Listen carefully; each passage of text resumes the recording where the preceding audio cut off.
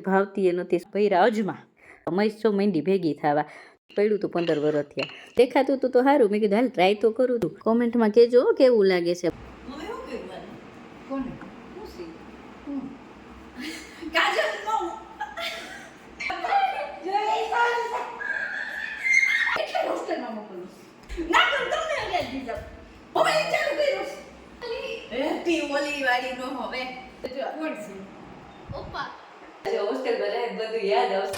આજે મારા આંખોમાં કઈ ફેરફાર દેખાય છે આજે મેં ઘરે કાજલ બનાવ્યું છે જો હાથને કાળા કાળા જો હું નાની હતી ત્યારે મારી મમ્મી બનાવતા મેં તો આ પહેલી વાર બનાવ્યું છું આજે સોલ્ટ ફ્રી ડે હતો ને એટલે મારે નમક વિનાનું ખાવું હતું આખો દિવસમાં તો કંઈ ખાવાનો ઓપ્શન હતા નહીં એટલે મેં કીધું આજે કંઈ ખાવું જ નથી બને ત્યાં સુધી પણ બપોર થયું તો રહેવાડું નહીં એટલે મેં છે ને એક પપૈયું ખાધું થોડુંક વાટકો એક પછી વળી રોંઢો થયો ને તો વળી પાછું ભૂખ દેવું લાગ્યું તો મેં કીધું હાલો ઓલું તરબૂચ લઈ આવ્યા હતા ને અમે શ્રેતની હોસ્ટેલે ગયા હતા હતી રસ્તામાં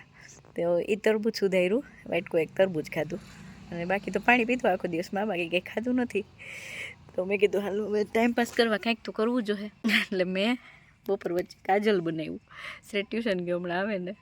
તો કે શું કામ કરી લીધું એ દીવો ચાલુ કરીને ગયો તો કે મારે જોવું છે કેમ થાય મારે જોવું કેમ થાય આજે પણ સવારમાં મેં ગરમ પાણી પી લીધું જીરાવાળું નહોતું પીધું કારણ કે હું જીરું પલાળતા ભૂલી ગઈ હતી આજે મંગળવાર એટલે સોલ્ટ ફ્રી ડે તો મારે નાસ્તો તો કરવો નહોતો મેં કીધું આજે ચલો હવે કસરત કરો ઘરકામ નિપટાવીને ઉપર આવી કસરત કરીને નાહી ધોઈને નીચે ગઈ ને ત્યાં તો 12 થઈ ગયા હતા તો મેં કીધું પહેલાં મસૂરની દાળ પી લો બાફી લીધી નથી તો મસૂરની દાળ પીધી આજે તો નમક વિનાની મસૂરની દાળ હતી ભાવતી એ નથી સોલ્ટ ફ્રી ડેના કારણે એવું મેં કીધું આ મસૂરની દાળ કેમ પીવી ભાવતી એ નથી જરાય પણ તોય જેમ તેમ કરીને ખૂટાડી ખરી મેં પછી વિચારતી હતી કે આજ તો ઉપર કંઈ ખાવું નથી પણ તોય મેં પપૈયું ખાધું હો પછી રોંઢે કાંઈ નહોતું ખાવું વિચાર્યું હતું તોય પછી તરબૂચ ખાધું ભૂખ માં થાય ત્યાં પણ બપોર વચ્ચે મેં કીધું ટાઈમપાસ કરવા કંઈક તો કરવું જોઈએ સોલ્ટ ફ્રી ડે છે ને તો ઓલી કાંસાની થાળી નીકાળીને મેં કીધું હાલો આંજણ બનાવું કોઈ દી તો નથી બનાવ્યું પણ મારી મમ્મી નાની હતી ને હું ત્યારે બનાવતી તો મેં કીધું હાલ હું આજે યાદ કર્યું નથી અખતરો કરું મારે ટાઈમપાસ એ થઈ જાય ને નમક વિનાનું મનમાં ખાવાનું યાદ આવ્યા રાખશે કંઈક ભૂખ્યું પેટ હોય એટલે તો એના કરતાં આમાં મન પૂરવે કાજલ બનાવવા ગઈ હતી કાંસાની થાળી અસલ ચમકાવી દીધી ને મંદિરમાંથી રૂ લઈ આવી ને રૂમાં વાઈટ જેવું કર્યું ને એમાં ભૈરા અજમા રૂમાં વચ્ચે અજમા રાખીને વાઈટ તો કરી કદરૂપી થઈ પણ આમાં ભૂચકા જેવી સારી થઈ ગઈ હતી તો મેં કીધું હાલો દીવડામાં રેડી કરી લો વાઈટને તો શ્રેતે પાસે ઊભો જોતો હતો કે શું કરશો મેં કીધું કાજલ કરું છું કે ઘરે બને કાજલ મેં કીધું હા હું બનાવું છું તું હું તાર જેવી રહેતી ને ત્યારે મારા મમ્મી બનાવતી હવે હું બનાવું તું તો કે હું દીવો કરી શીખેતી એને દીવો કર્યો મેં આવી રીતે નાના ગ્લાસ પાણીપુરીના હોય ને આપણે એ લીધા ને કાંસાની થાળી હતી ને એ તડકેથી લાવીને આમ દીવાની નીચે ઊંધી આવી રીતે રાખી દીધી એટલે એમાં મસ્ત છો મંડી ભેગી થવા ટ્યુશનમાંથી આવી જાઉં તાહુથી થઈ જાય થઈ તો જવું જોઈએ દીકરા કેટલા વાગે આવીશ તું ટ્યુશનમાંથી 5 વાગે તો 3 થયા હે દીવલ હાલશે ત્યાં સુધી હાલશે હું તું નહીં આવી ત્યાં સુધી હું નહીં કાઢું બસ તાહુથી ઘી નાખતી રહેજો કેમ ઘી નાખતી રહું દીવો ના ઠરે એટલે વાસણ ઉટકવાના હતા મેં પ્લેટફોર્મ સાફ કર્યું વાસણ ઉટકીને એવું કર્યું દીવો તો ચાલુ જ હતો પ્લેટફોર્મ ઉપર રાખ્યું હતું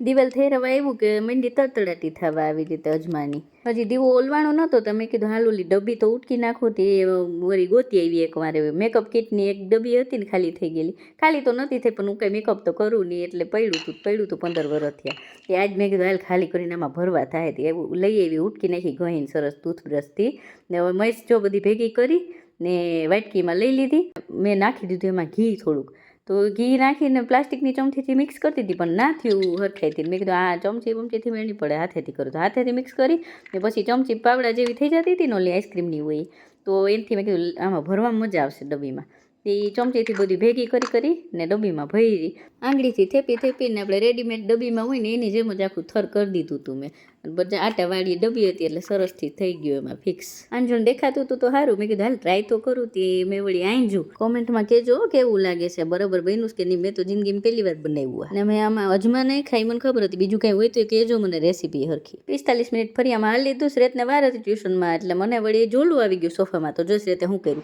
હવે જો મમ્મી હતી ને એટલે કેવો હાથ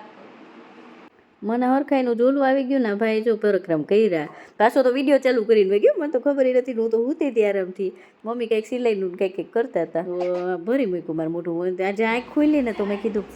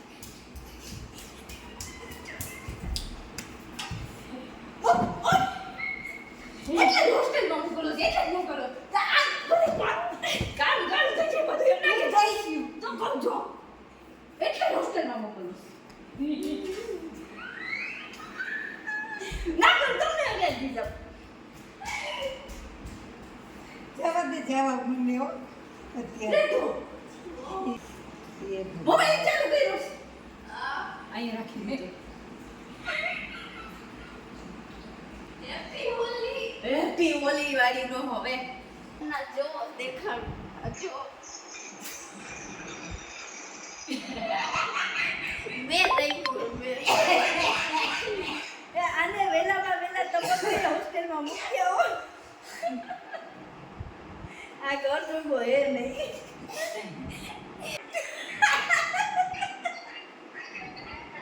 આ શ્રેષ્ઠ પરાક્રમ છે જો કોણ છે પપ્પા